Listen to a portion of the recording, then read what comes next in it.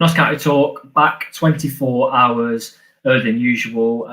Just for personal reasons, we can't do a Friday preview, which has actually worked out pretty well with all games being moved forward to a half-tour kickoff. And the way Notts are going at the minute, George, it's probably just saves a bit of disappointment, doesn't it? Waiting all day for to be let down, doesn't it? It does, yeah. Very quickly before we bring our guest in tonight, how are you feeling? Again, like we've said, when we do our instant reactions, they are instant. We turn the camera on at the full-time whistle. So the dust has settled now. How are you feeling right now? For me personally now, I've sort of adjusted my beliefs in where we're going to finish this season. I feel like it's going to be I don't think we're going to get promoted this season now. I'm going to put my neck on the line and say that. I feel like we're going to have to manage our expectations a little bit because I don't think something's not right. You know, we've got goal scorer, like our highest goal scorer, missing, really good chances. It's gutting to see because every Notts fan loves Wootton, but he's just not providing at the moment. It's sad to see. But at the end of the day, we're in a results-based business and we aren't getting the results at the moment. Some of the players that have been solid like last season and majority of this season just aren't at it at the moment. And it's quite concerning, isn't it? Quite concerning. Yeah. Well, we'll bring our guest in this evening. We've got Casey joining us. We like to have a variety of guests. We've had some fantastic ones recently. We're excited to have Casey on first time on a preview. Hi, Casey. Thanks for joining us. You're right. Yeah, how's it going? We've just heard how George assessed the game. What's now your hopes for the season, or what do you expect? My hopes for the rest of the season is just that we can stay in the playoffs and then hopefully get a good playoff campaign. However, on current form, I don't think we've got a chance, to be honest. Are we all agreeing that first is gone, isn't it? First base is gone. The first base is, I don't even think it's ever realistic at this point. I mean, it has gone, hasn't it? It's in a form. If you were to look at the stats, it's gone. Mathematically, it's still a possibility. So never say never. But I think I've been a Notts fan for long enough now to know that first place is gone, and I'm almost starting to feel like, are we even going to make playoffs at this point? If you had to say, Casey, right now, is obviously you said it's not first base. Is second and third realistic, or are you looking at the bottom half of the playoffs? As your hope now? I'd say my hope is just to stay in it. I don't think we're going to get second or third. So either way, we're going to play the extra game in the playoffs. But like I say, second is Hartlepool. Or is it Sutton and then Hartlepool now at the top still? Yeah, something like that. Yeah. So yeah, if Hartlepool realistically they're going to finish second or third, so I do think it's still Sutton's league to lose. So when you're looking at it like that, we've just lost to Hartlepool as well. So I don't think we deserve to even get in one of them places to begin with. Yeah, we've talked about it so many times that not finishing in the second or third spot is basically it makes the task nearly impossible. And the teams that are in it this year, I can't quite remember who made the playoffs last year. All of the teams. If we look at last year, there was Harrogate, Notts, Yeovil, Barnet. Yeovil and Barnet were pretty bang average, and then who else? One other team made it, I think. There's some bang average teams this year. Not so the bang average team in the playoffs now, aren't we? We're the bang average team in that playoff places. So for me, I think fourth or fifth is as high as I can see us finishing. Personally, yeah, I think around that as well. To be fair, maybe sixth. Maybe sixth. That's if we're lucky. Got a little message for you, Casey, coming on the screen. Got some fans enjoying you being on the channel. Good lad. We've got a little goat emoji there. It's good to have you on. So we usually talk more in depth about the last game, but I think today we're just going to go down the avenue of what's gone wrong. Where do we see the issues? So, George, let's kick it off. What's the problem? Because you're seeing Birchnell's the problem, you're seeing the players the problem, you're seeing changes. I don't know. What do you think? I think anyone that's saying it's Birchnell's problem is wrong, to be honest with you.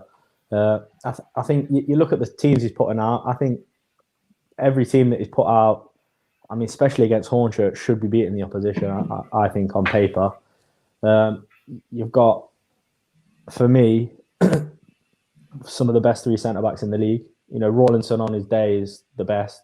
Same as Ellis, same as Lacey. So what's going on? Like, especially with Rawlinson, he's so out of form at the moment. It's disappointing. I think it's players. I think Ardley's sacking has come at such a time that it shocked some of the players, and it's probably sent a bit of a shockwave through the squad.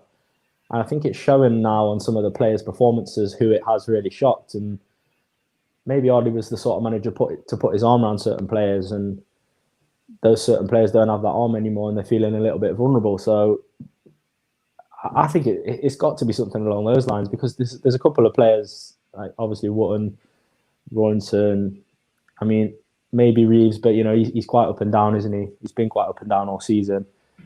They're just not playing to their usual standard. So I think that is the main issue at the moment. Casey, what do you see as? To start with, I did think it was more about the time of the sacking, but after a few games now, I'm starting to think it was maybe the recruitment that we got wrong. Because when you're looking at it and you're thinking that Eli Sams replaced Christian Dennis, and we never really filled Mitch Rose's role in the team, and by his role, I mean he was always the kind of player to win a free kick when we was under pressure, so that he gave us the rest. And at the minute, every time we're under pressure, it's just ball after ball into box. We're kind of missing the rest. We're kind of missing the guy who won the cheap foul. But especially with Christian Dennis as well. Birchnell, I can't remember what game it was after, he said he's better as a winger. But that's not what he was brought in for. He was brought in to replace the likes of Christian Dennis. And it's just been way off. We've not replaced his goals. We've not replaced Wes Thomas either, who did Carl Wharton's dirty work. And I think we're starting to see a negative side of Carl Wharton's game, because he hasn't got anyone to run for him anymore. Yeah, I wanted to put a poll out on Twitter, but the past couple of days, Twitter's been a minefield amongst Notts fans, so I thought I'll just leave it and let it settle a bit. I wanted to put a poll out, what's been the biggest problem this season? Has it been, well, the biggest miss, sorry. Robert's injury, Thomas, Dennis, or something else, and people could reply if it was something else. And I think a lot of people would say Roberts. I don't think it is. I think, like you said, I think it's Wes Thomas. I really do. I've watched back some highlights. I've got a bit of time off working, and I've watched back some highlights. He's an unbelievable player. I watched back the playoff final literally an hour ago against Harrogate, and he misses a chance near the end. Well, he's in a position I haven't seen one of our strikers get him for the whole of the season when he's not been playing. So for me, he's the out and out biggest miss we've got, comfortably. Yeah. Birchnell then. I've seen a lot of things going around on social media. There's been a poll on one of the fan sites.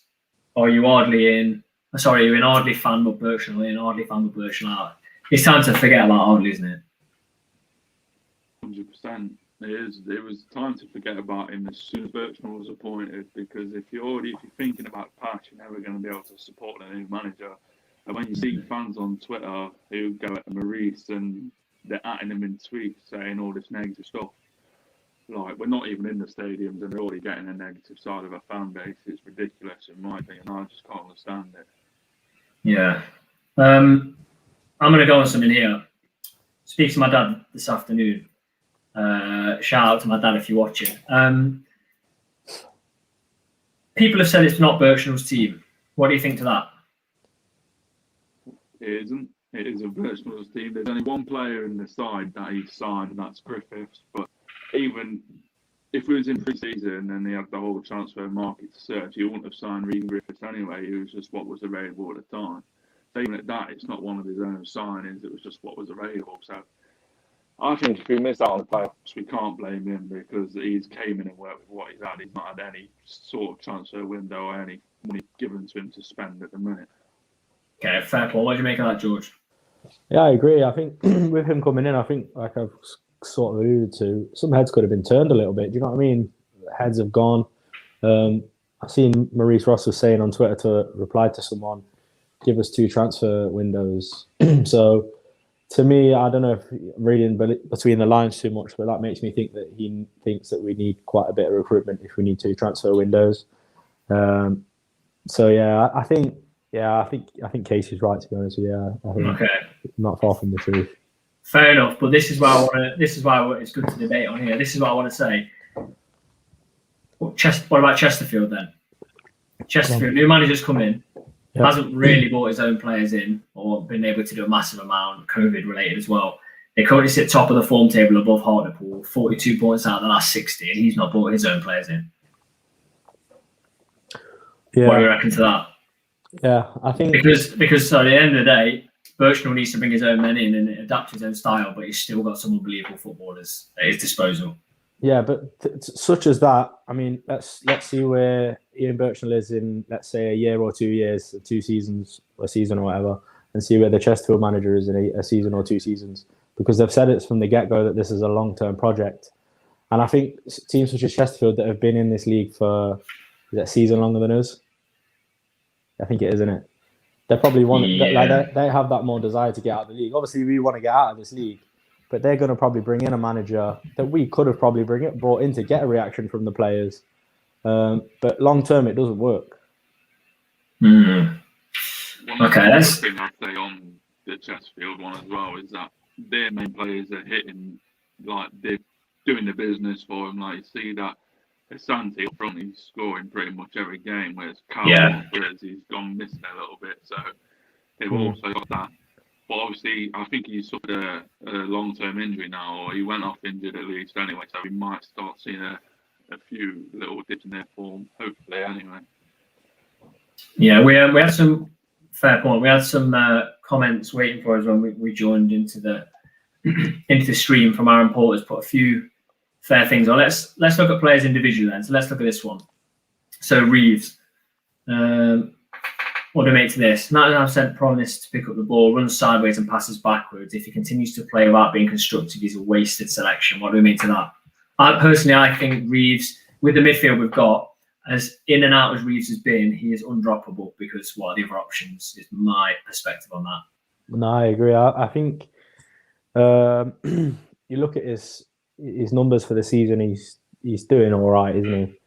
And he's probably one of those players that's probably been a little bit affected by it. He's probably professional enough to act like it hasn't, but I mean, apparently he was quite good friends with Ardley, wasn't he? So it's got to have affected him a little bit. But nah, I quite like Reeves.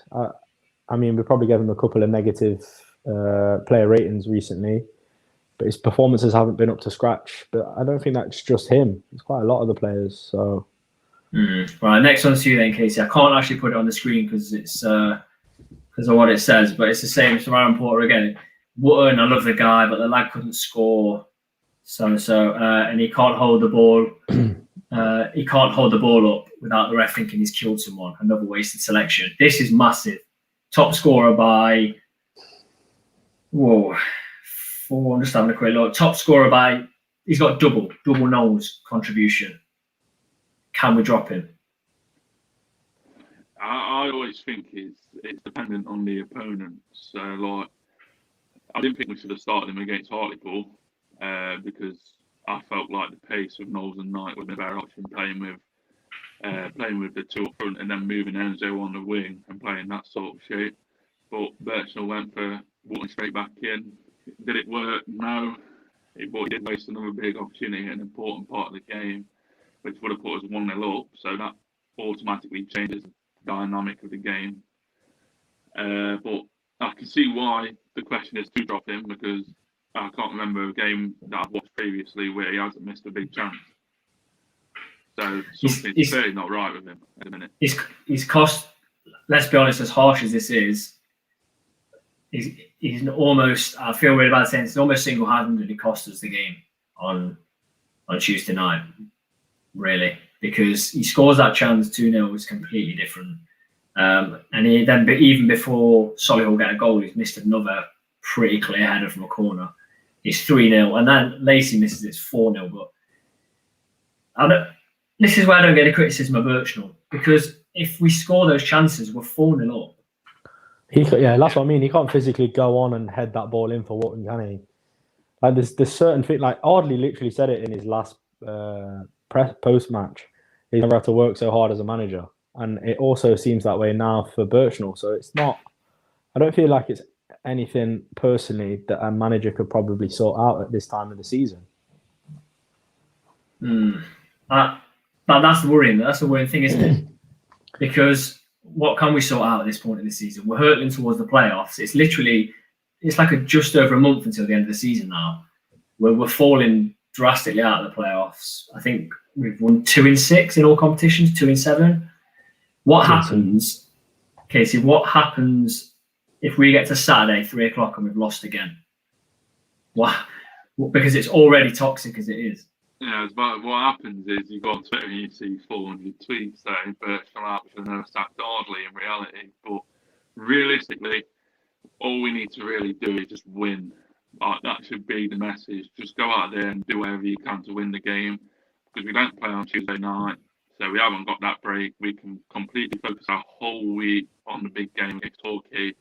And if we win on Saturday, it takes us a bit of momentum into there as well. But that's what I mean. If we don't win, then I don't know what we're going to do in the week training-wise, because no one needs to get Torquay up for this game. They know how big it is for their season. And even though it's big for our season as well, we all know for a fact that they're going to be more up for it than us on the day. So I really don't know what happens if we lose in terms of preparation for Torquay, but if we win, we have something to take into it at least. Yeah, I mean, I'm looking at the table right now. Halifax are the highest team that aren't in a playoff space. They're 2 points behind us. Bromley 3 behind us. There's 2 teams there that can catch us. We've got the games in hand, but we had games in hand a few weeks ago, and all of a sudden they've just slipped away. Third places, which is what we're looking for, we're 9, or we're actually 11 behind third place now. I don't do. Is this a side? Is this side a side that can handle pressure? It's not a side. No, I don't think look, at the start every season that we're going to play internationally, we're always going to be the favourites, if not the favourite, to get promoted. And straight away, without even kicking the ball, there's pressure because everyone's expecting you to win these games. Everyone's saying, "Oh, you've got so much money, you've got the biggest stadium, the best fan base, and this, that, and whatnot." So there's pressure there already. And we lost our first game to Dover, who, if they continue their season, would have been relegated in the last place. Obviously, if relegations, everything was happening. So automatically, from that, you can see that there was pressure on us in that game to win, and we lost. So that's us not handling the pressure straight away. And I think we're in a situation now where we've got pressure from above us and below us, because we have to keep winning to try and get to the top 3. However, we have to keep winning to stay in the playoffs. That's the situation that we're in now. And if you ask me the question, can we handle pressure given our last 6 games in terms of results? No, we could definitely not handle pressure. We can't even handle set pieces, isn't it? That's what worries me, though. I would say genuinely, from a Notts perspective, there is more pressure being chased to stay in the playoffs than there would be to win the league, because it's such an underachievement to finish outside the playoffs. But that's my take. What do you think on that, George? I agree. I think it's a team that should be able to deal with pressure because they've proved that they can do it. And it's sort of like last season, you look at the final, the playoff final, the pressure was on us there because it was like first time of asking. It had been a huge achievement for the club, a huge achievement for the players, Ardley, everyone involved. And on the day, we just literally didn't turn up. We got absolutely battered on the day. And we make some changes to the squad. And, I feel like we've had a good look in at the squad now.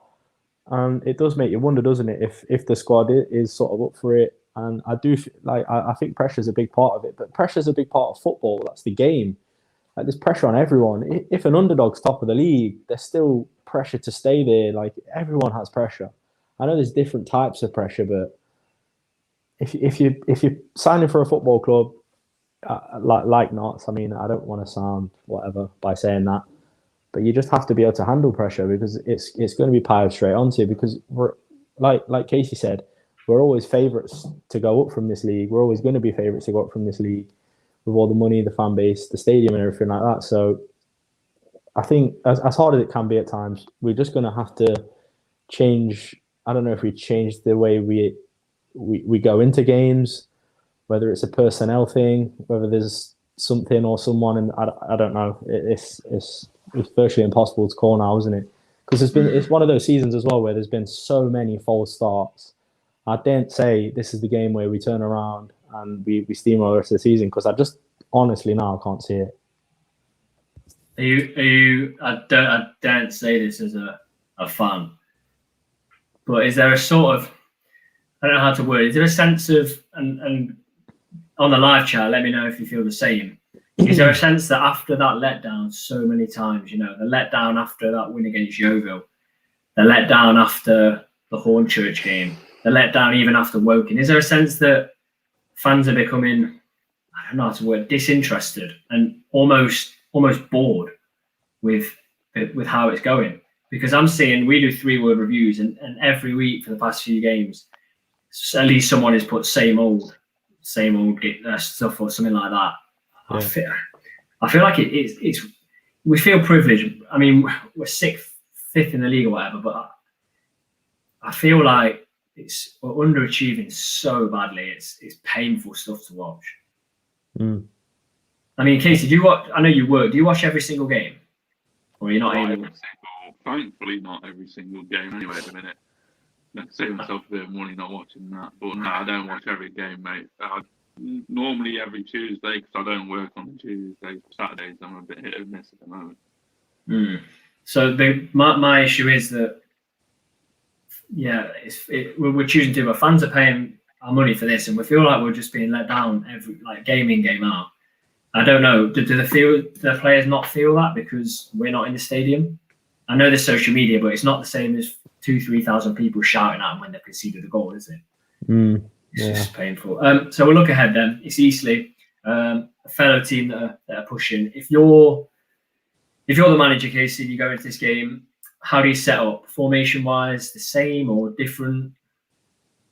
For me, I'd revert back to a 4-4-2. Just keep it nice. Hard to break down because you've got 2 lines of 4, and then I'd drop Carl Wotton because how many times I've seen him miss sitters at the moment is ridiculous. And I'd play the 2 fast lads up front in Knowles and Knight because, I don't know if Chesterfield starts, but if he does start and whatever, he's pretty agile for a centre half. He's pretty strong as well, so it's definitely not a game that suits Carl Wotton. Whereas if you get a small lad like Knight who's got really good pace, and if you've got a lad up front with Knowles who can finish it off, then it gives you the better chance of scoring goals, which is ultimately what we need to do to win the game. And winning is not something we're doing much at the minute. But I'll definitely play Enzo on the wing, and I'll probably play Ruben Rodriguez on the left with O'Brien and Riggs in the 2, because that's 2 ball winners, 2 runners. So I don't have a problem with Griffiths, but like I said, it's all about the opponent, and I don't think it's a game that suits him. What about Doyle? If Doyle's back, would you put him in or keep it the same? Look, not Doyle fan. That's what I've been. Look, nice guy, great professional, but I really do hope this is his last season at Notts, because the comment that just came on the screen about Reeves is 99% of the time he's going backwards and sideways. That's exactly the same what you get with Doyle. And that stat that came on Twitter the other week, where he was like, what was it, the passing stat, and he was top of the charts. Balls into the final third, wasn't it? If you think of it like that, how many times it really does not look like he's doing that in a game? Because Reeves, you can say that he goes backwards and sideways, but all I see from Doyle is backwards and sideways.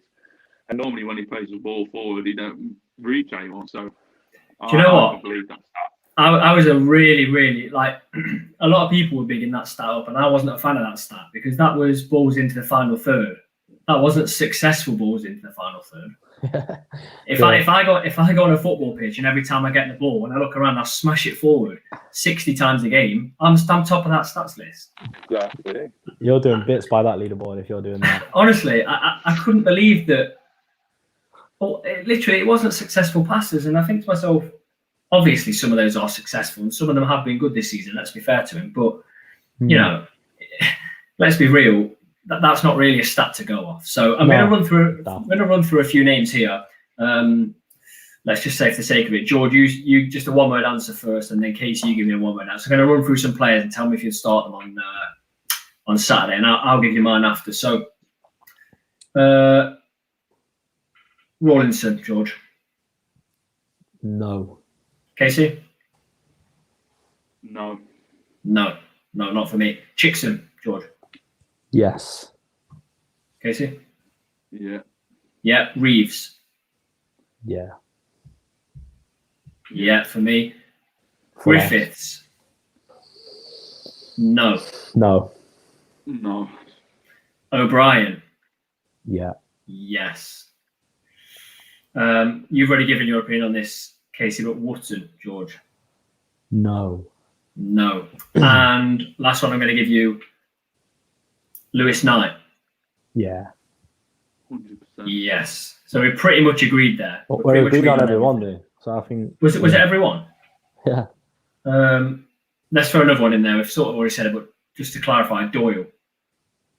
Yes. Yeah, I think I would.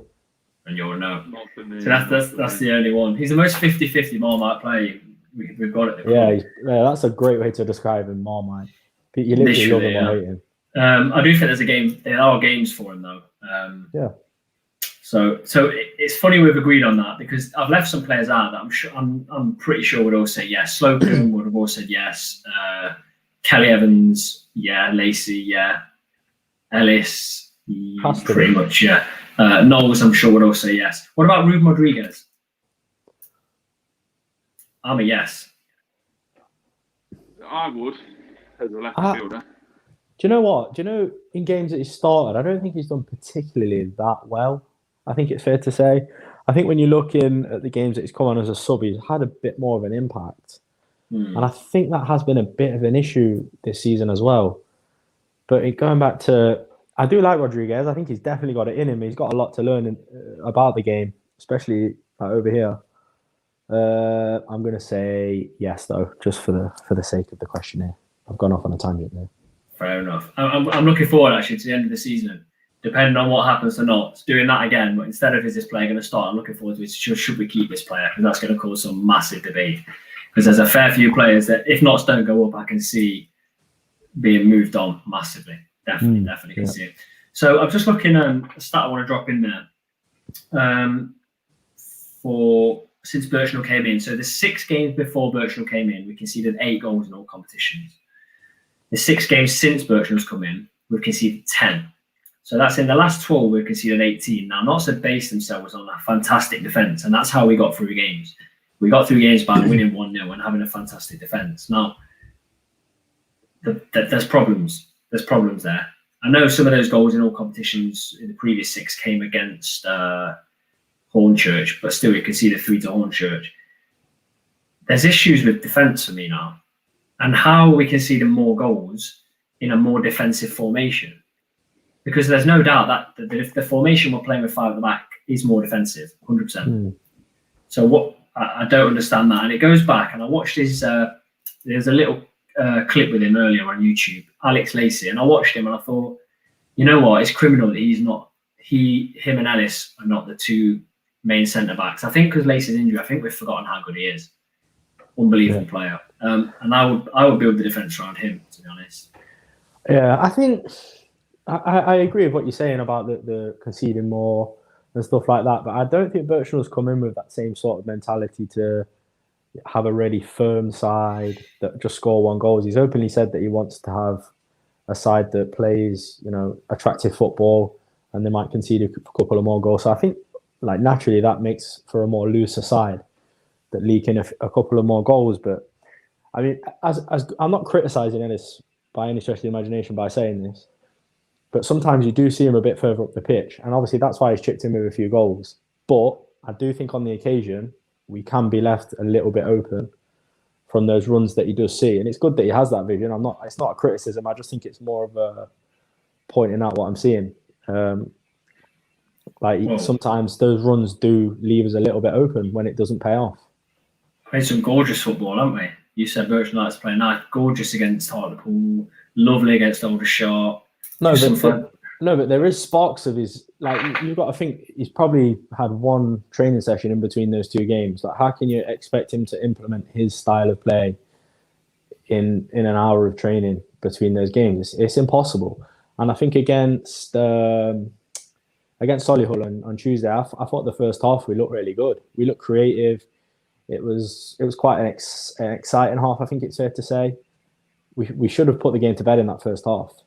And then he sort of said after the game as well that is like a virtual performance the first half. But then the second half just let us down. And I don't know what more to say really, because it's just the players, isn't it? Casey, before we let you go, and thanks for joining us, I want a prediction and how you see the game going on Saturday. Eastleigh, obviously, decent side, but they've only scored 36 in 33 games, which is less than Notts in more games. And only 4 sides have scored less than them, so they are not free scoring at all. How do you see it going in the score prediction? I'd love to say we'd win the game, but I can only see a draw, and we'd be lucky. If we don't score first in the game, then I think we'll lose again, to be honest. I just think the first goal in that game is crucial for us to get, and if we don't get it, there's no chance we're going to win it, in my opinion. So I'd give you a score, full-time score, 1-1. Who's scoring? Oh, Ellis. I'll go Ellis. Ellis. I think we lose Saturday.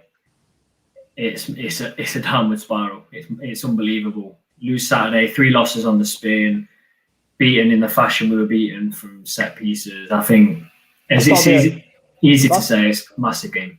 That's got to be our worst back-to-back form, though, isn't it? If we lose on Saturday, we've never lost 3 on the run, have we, this season?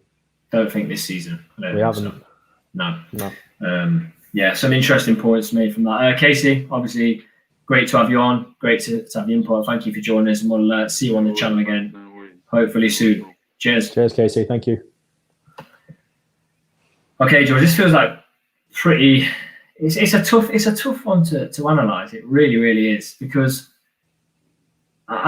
we've said it before. I just don't see what's gone wrong this season. We'll go into our lineup, and we usually give a lineup of what we think we'll see and what we want to see. We merge the two.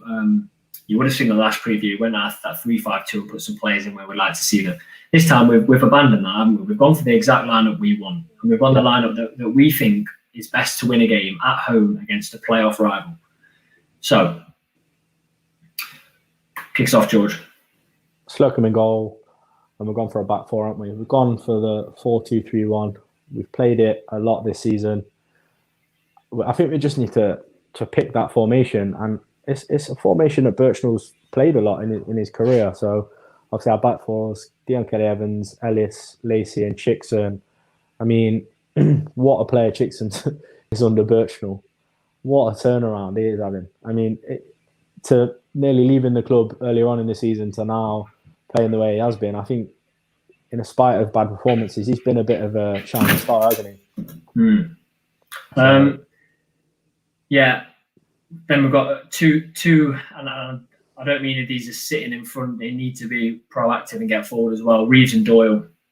I think we've just sort of had a bit of a laugh about that Doyle start, but at the same time, it's not working with Griffiths in the middle and O'Brien as well. You just put it back to Reeves and Doyle. See if they've been away for quite a while between the two of them. Let's see if we can reignite what they had at the start of the season, because earlier in the week I was looking at our ratings, and it started off the season, the first few games, and Doyle and Reeves were in our player ratings. We're getting minimum 8s, and it's sort of tearing off. So let's see if they've had that break. Let's see if they can reignite it together.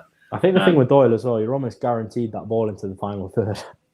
Well, yeah, obviously, guaranteed 13 in one game or average a game. So then, who have we gone for the 3, George? So Enzio, Rodriguez, and Knight. I think Enzio, when he came on, albeit he came on as a sub, and it's easy to come into a game and look electric in it, but he was like he lit the game up. You could see his hunger, his determination. He's skillful. Same as Rodriguez. I think, but by the same token, he misses a chance that he should probably put away. But again, I think he's a player that needs to maybe get a start to string some form together. And Knight, he's going to be lethal on the wing, isn't he? If he can use that pace that he's got. Got an assist as well. Yeah, got the assist. It's going to give him a bit of confidence and probably a bit more hunger to get a goal, to get off the mark with a goal as well. And Knowles up top. I think with that, that's quite a young force, isn't it, up top? And it oozes youthful exuberance, as I like to say. Yeah, it's got the pace. I mean, a front four of Enzio, Rodriguez, Knight, and Knowles, unpredictable as you like. You swap Knowles for Wootton, you know what's happening, you know where the ball's going, you know where it's being pumped into. So I think, play sort of the Reeves and Dore with that experience in behind them and let Enzio sort of lead the other three and guide them. Just before we go on to our prediction, if you're watching, just drop your predictions in. We'll put a few up on the screen. We'll flash a few of your score predictions up and add the score in there if you can. So that's our lineup, George. I'll go first today, and not because I think we'll hit any kind of form or because this is the turning point in the season. Not because it's the turning point in the season. I'm going to go for Notts 2, Eastleigh 0, Knowles and Ellis, just like Casey said. I'm going to go for 2-0 because it's just a typical game Notts will win. Up against it, get a win. We'll all be excited for Torquay, and we'll probably drop points and lose against Torquay. I mean, I'm being realistic, and I'm going off what we've seen this season. I would say, it's a typical Notts game at home. We probably will get the result, and that's the only reason I can. The only reason I can see a victory. George, I'll flash yours up on the screen.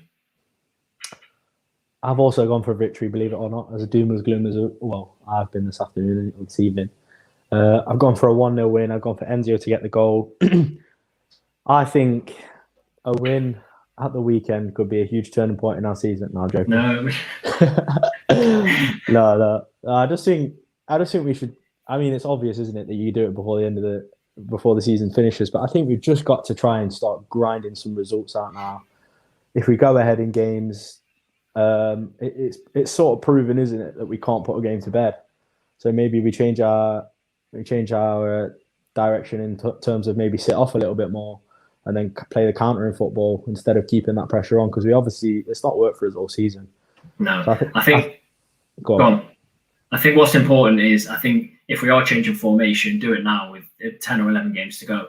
Yeah. Because we go into the playoffs with this formation. If we make the playoffs, we're dead. We're not getting anything. Give them 10 games to get used to a formation, a more attacking formation, a more balanced formation, because at the moment it's not working. No. So I'll flash a few of the predictions on the screen. So Callum's gone 2-1 Notts, Knight and Rodriguez. I'd love to see that. 3-1 Enzio with 2 and Reeves. Probably a Reeves screamer if he's scoring. Kian says 2-1 Notts, Knight and Knowles. We've got a 2-1 Reeves and Knowles. And we've got a 3-1 Knight will shine with 2. And Jimmy goals with 1. We've got another one just coming 4-1. So the overriding thing I see from all of that. I hope everyone's right. Everyone's seeming positive there. Everyone predicting a win. Now this is our season summed up, isn't it? Run right for 30 minutes and grab 3. I mean, on the law of averages, there's got to be a game where we do run right and score, because I'll probably say we're running right in the last few of our games for a good 20 minutes at least and not scoring. The only thing I see there, and they agree with me, which you don't have in yours, is that we will concede. The only thing in that is that Eastleigh do not score at all. So, interesting. Something I want to bring up, which I did miss out. Out of the last possible 30 points, okay, Notts have 14 out of the last possible 30. Sutton are in a bad, their worst run of form for a while, aren't they? Mm-hmm. They've got 17 of 30. Torquay, 19 of 30. Hartlepool, 20 of 30. Stockport, 21 of 30. Chesterfield, 22 of 30. No side in and around the top 8 or 9 has a worse record than us, bar one side. Who's that side? No. Eastleigh. All right. Eastleigh have picked up very, very few points, and I think this is true. The last game we went to, was it Eastleigh at home? It was, yeah, wasn't it? the most complete performance I have seen the most complete performance I've seen from Notts since they're relegated. And you know what? That's because this is going to be a turning point in the season. This is going to be it. We're going to go on and win the rest. So, as always, thank you to everyone that's got involved. You've lost it. I'm getting a bit giddy again, which always happens. I'm sick of football, and then 11:30, I'm going to be rubbing my hands together, waiting for the team news. Can't wait. And at 3:00, you'll see us. We are joined by. I think we're going to be joined by Jordan on the discussion, aren't we, George? On Saturday. Hopefully we can do a discussion where we've got a victory. So tune in for that. We're also going to be having a player ratings and fingers crossed, maybe a fan chat, because we are now allowed to meet and record a few of those videos. So thank you very much for watching.